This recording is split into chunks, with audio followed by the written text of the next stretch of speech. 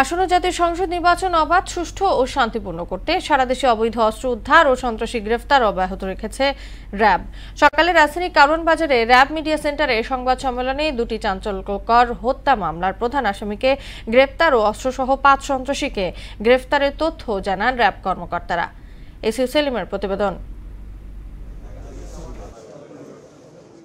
গেল ১৬ আগস্ট কেরানীগঞ্জের চুনকুটিয়া এলাকায় সৎ ছেলেকে পিটিয়ে হত্যার ঘটনায় ঘাতক পিতা ও মামলার প্রধান আসামি আজহারুল সর্দারকে ঘটনার কয়েক ঘণ্টার মধ্যে গ্রেফতার করে র্যাব ১০। একই দিন ভাঙার চারালদিয়া গ্রামের একটি বিলে ভাসমান অবস্থায় রিদওয়ান নামের একজনের লাশ উদ্ধারের ঘটনায় মামলার প্রধান আসামি জহুরুল মুন্সি ওরফে সুলতান জহিরকে গ্রেফতার করা হয়। সোমবার সকালে কারওয়ান বাজার র্যাব মিডিয়া সেন্টারে সংবাদ সম্মেলনে ঘটনা দুটির রহস্য উদ্ঘাটন, আসামি গ্রেফতার ও মামলার গুরুত্বপূর্ণ অগ্রগতি জানান র্যাব ১০-এর অধিনায়ক অতিরিক্ত ডিআইজি মোহাম্মদ কামরুজ্জামান।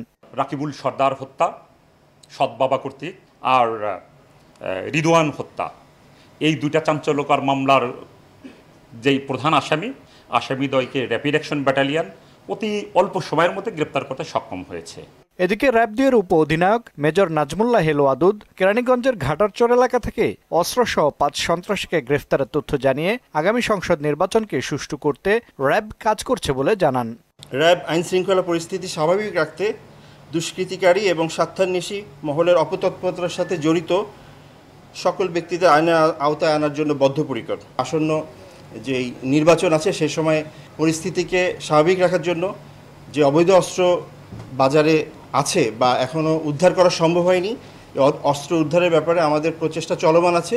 অপরাধের অন্যতম হাব মোহাম্মদপুর সহ আশপাশের এলাকা থেকে গত কয়েক মাসে বিপুল পরিমাণ অস্ত্র, মাদক, গোলাবারুদ সহ অনেক সন্ত্রাসীকে গ্রেফতারের তথ্য জানান মেজর ওয়াদুদ। মোহাম্মদপুর এলাকার আইন শৃঙ্খলা নিয়ন্ত্রণ এবং জনগণের জানমালের হেফাজতের জন্য আমরা নিরলসভাবে কাজ করে যাচ্ছি। এসইউ সেলিম, মোহনা সংবাদ, ঢাকা। বিভিন্ন